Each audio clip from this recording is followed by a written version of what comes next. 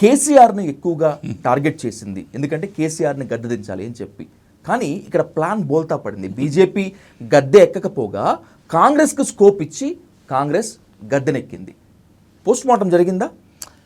మళ్ళీ మీకు అదేనండి, ఇది రాజకీయ పార్టీలకు నిరంతర ఒక యుద్ధం. ఇది ఎన్నోసార్లు కొన్ని మనం అనుకునేవన్నీ బ్యాక్ ఎండ్లో ఉంటాయి, కొన్ని రకరకాలు ఉంటాయి. మనం అనుకున్నది ఒకటి, జరిగినది ఒకటి ఉంటుంది. అని కానీ మనం మళ్ళీ 8 మంది ఎంపీలను గెలిచాం కదా. 36% ఓట్లు తెచ్చుకున్నాం.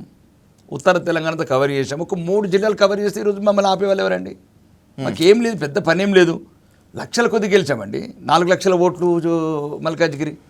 అది ముఖ్యమంత్రి గారు సందర్శించి మరి ఏమన్నారు ముఖ్యమంత్రి. అవును. మరి కొడంగల్ కూడా మహబూబ్ నగర్ గెలిచాము. ఇదేముండదండి. నేను అనేది ఏమంటున్నాను, హరీష్ రావు, కేసీఆర్, కేటీఆర్లో పుట్టిల్లు పుట్టిగడ్డ మెదక్ జిల్లాని గెలిచాము. బీజేపీకి చైతన్యవంతం అవుతుంది.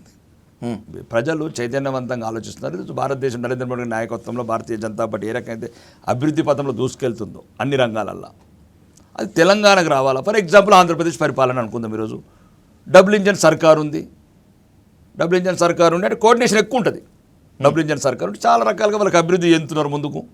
ఇక్కడ కూడా ప్రజలు ఆలోచిస్తున్నారు. ఇక్కడ మనం కూడా తప్పు చేసినాం. ఇప్పుడు మీరు అన్నదే అంటే ఆ సమయంలో కొద్దిగా మాయలో వాడి ఉచిత పథకాలకు, ఇప్పుడు మేమేమి ఉచిత పథకాలు ఏమి ఇవ్వలేదు కదండి. వీళ్ళు అన్నీ ఫ్రీ అన్నారు.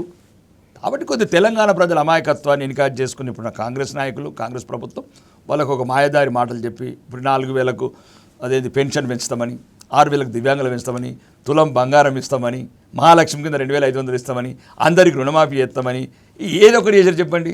72 లక్షల మందికి రుణమాఫీ చేస్తామని 24 లక్షల మందికి చేశారు. ఇప్పటివరకు తులం బంగారం ఇవ్వలేదు.